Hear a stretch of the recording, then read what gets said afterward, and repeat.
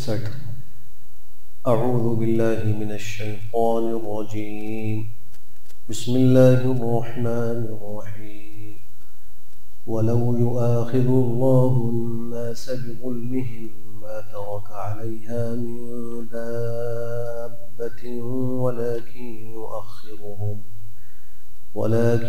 يؤخرهم إلى أجل مسمى فإذا جاء أجلهم لا يستأخرون ساعة ولا يستقدمون۔ اس آیت میں اللہ سبحانہ وتعالیٰ کی صفت حلم کا اظہار کیا جا رہا ہے، اور وہ یہی ہے کہ اللہ اپنی مخلوق کو نافرمانیوں اور گناہوں میں دیکھتے ہیں، اور اللہ سے کوئی چیز پوشیدہ بھی نہیں، نہ اللہ کی نگاہ سے کوئی چیز مخفی ہے۔ اس کے باوجود اللہ فوراً نہیں پکڑتے بلکہ مہلت دیتے، اور وقت مقرر تک انسان کو مہلت ملتی ہے، اور جب وہ وقت مقرر آ جائے گا، جو انسان کی موت کا وقت ہے، تو اس سے وہ ایک گھڑی بھی آگے پیچھے نہیں ہو سکتا۔ تو فرمایا کہ اگر اللہ پکڑتا لوگوں کو ان کے گناہوں کی وجہ سے تو نہ چھوڑتا زمین پر کسی چلنے پھرنے والے کو، کوئی جاندار زمین پر زندہ رہ نہیں سکتا۔ اگر اللہ عدل کا اظہار شروع کر دے تو پھر تو کوئی بچے گا ہی نہیں۔ یہ تو اللہ کا فضل ہوتا ہے کہ اللہ برداشت کرتے ہیں، مہلت دیتے ہیں۔ پھر فرمایا کہ لیکن اللہ ان کو ڈھیل دیتے ہیں ایک مقررہ مدت تک، پھر جب آ جائے گی ان کی مدت تو وہ نہ پیچھے ہو سکیں گے گھڑی اور نہ آگے بڑھ سکیں گے۔ وَيَجْعَلُونَ لِلَّهِ مَا يَكْرَهُونَ وَتَصِفُ أَلْسِنَتُهُمُ الْكَذِبَ أَنَّ لَهُمُ الْحُسْنَى لَا جَرَمَ أَنَّ لَهُمُ النَّارَ وَأَنَّهُمْ مُفْرَطُونَ۔ اور یہ مشرکین اور کفار تجویز کرتے ہیں اللہ کے لیے وہ چیزیں جن کو ناپسند کرتے ہیں، خود جس چیز کو پسند نہیں کرتے وہ اللہ کے لیے تجویز کرتے ہیں، اور ان کی زبانیں جھوٹ بیان کرتی ہیں، زبانوں سے جھوٹ بولتے ہیں۔ ان لہم الحسنى کہ بے شک ان کے لیے بڑی بھلائی اور خیر۔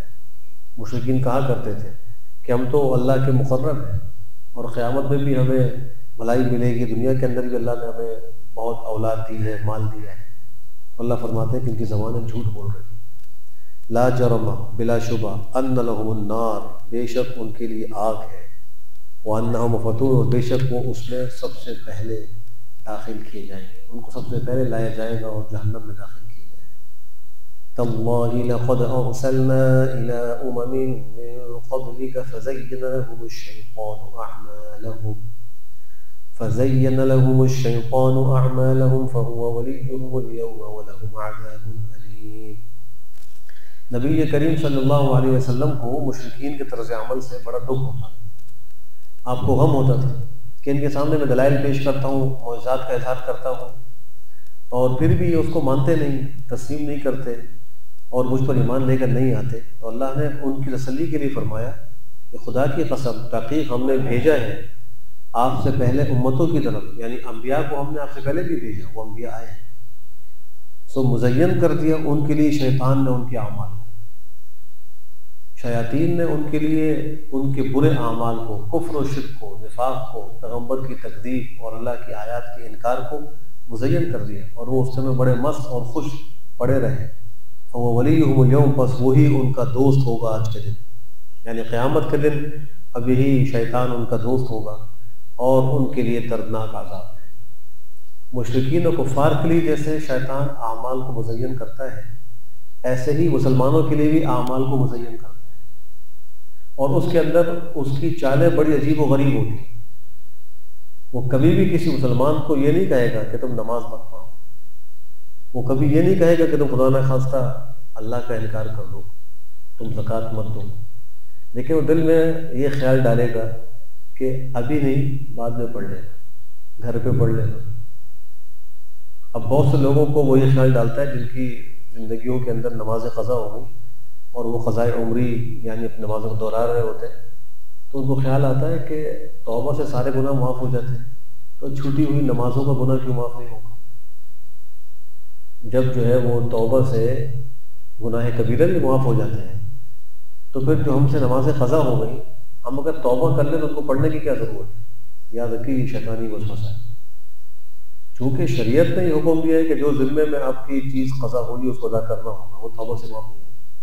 تو توبہ شریعت کے طریقے کے مطابق ہوگی تو وہ قابل قبول ہے، اگر اپنی مرضی اور اپنی خواہش ہے تو وہ قابل قبول نہیں۔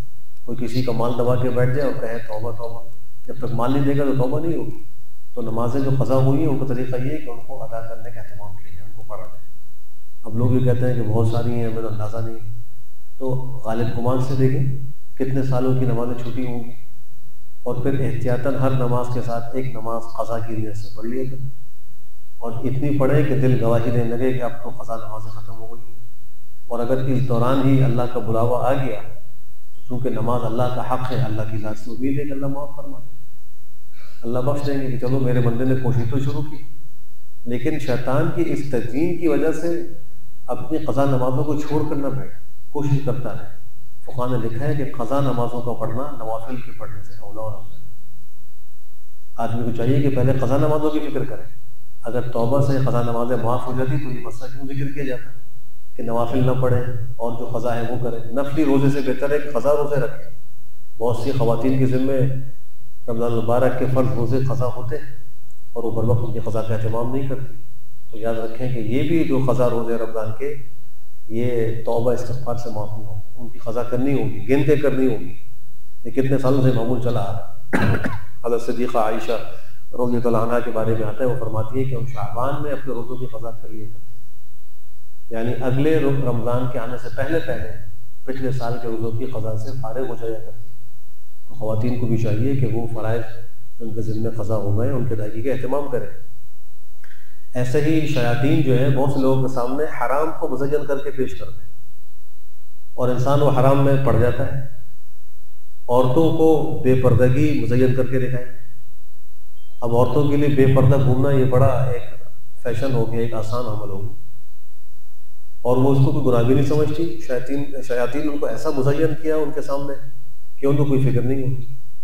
کیا نوجوان لڑکیاں ہوں، چاہے وہ پوری عمر کی ہوں اور وہ یا جو ہے وہ کم عمر کی ہوں، اکثر کا حال یہ ہے کہ بے پردہ، اسکول کالج میں جا رہی ہیں بے پردہ جا رہی ہیں، بازاروں میں جا رہی ہیں بے پردہ جا رہی ہیں، اور ان کے لیے بڑا مزین ہو۔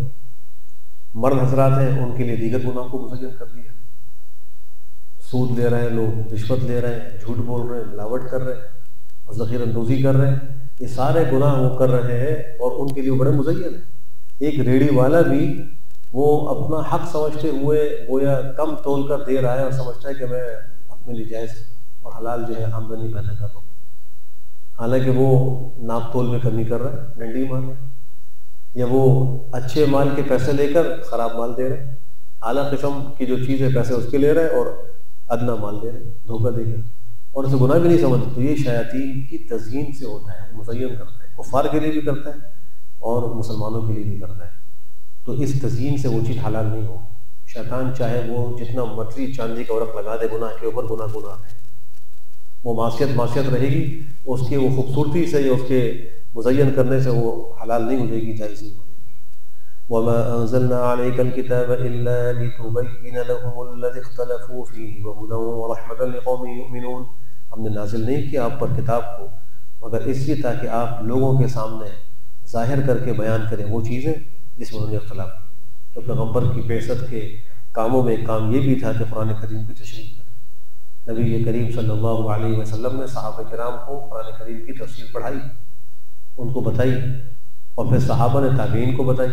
اس طرح ہوتے ہوتے ہم تک کی تفسیریں پہنچی ہیں۔ آج کتب تفسیر موجود ہے، ان میں پیغمبر اور صحابہ کے اقوال موجود ہیں، جیسے قرآن کریم کی تفسیر معلوم ہو رہی ہے۔ تو پیغمبر کا کام تھا کہ وہ اپنی احادیث کے ذریعے سے وہ چیزیں جس میں لوگ اختلاف کر رہے ہیں ان کو واضح کر کے بیان کریں، اور ہدایت ہے اور رحمت ہے ان لوگوں کے لیے جو ایمان لاتے ہیں۔ وَاللَّهُ أَنزَلَ مِنَ السَّمَاءِ مَاءً فَأَحْيَا بِهِ الْأَرْضَ بَعْدَ مَوْتِهَا إِنَّ فِي ذَلِكَ لَآيَةً لِقَوْمٍ يَسْمَعُونَ۔ اور اللہ نازل کیا اس نے آسمان سے پانی کو، پھر زندہ کیا اس کے ذریعے سے زمین کو اس کے خشک ہونے کے بعد۔ زمین کا مردہ ہونا اور زمین کا خشک اور بنجر ہونا، تو اللہ آسمان سے پانی کو اتارتے ہیں، بنجر زمین آباد ہوتی، زندہ ہو جاتی ہے۔ اس کے ذریعے اللہ نے استدلال کیا کہ انسانوں کو اللہ آخرت میں دوبارہ زندہ کرے گا۔ جو ذات بنجر زمین کو پانی سے زندہ کرنے پر قادر ہے वो ज़ात इस पर भी क़ादिर है कि मुर्दा इंसानों को वो दोबारा मैदान हशर में ज़िंदा कर दे। बेशक इसका अलबत्ता निशानी है उन लोगों के लिए तदब्बुर करते हैं, सुनते हैं, जो कबूल करने की नीयत से सुनते हैं, उनके लिए इसके अंदर बड़ी निशानी है। अल्लाह हम सबको अहकाम शरअ पर अमल की तौफीक नसीब फरमाए। अल्हम्दुलिल्लाहि रब्बिल आलमीन वल आक़िबतु लिल मुत्तक़ीन वस्सलातु वस्सलामु अला खैरि ख़ल्क़िही मुहम्मदिन व अला आलिहि व सहबिही अजमईन। अल्लाहुम्मा अरिनल हक़्क़ हक़्क़न वरज़ुक़ना इत्तिबाअह व अरिनल बातिला बातिलन वरज़ुक़ना इज्तिनाबह।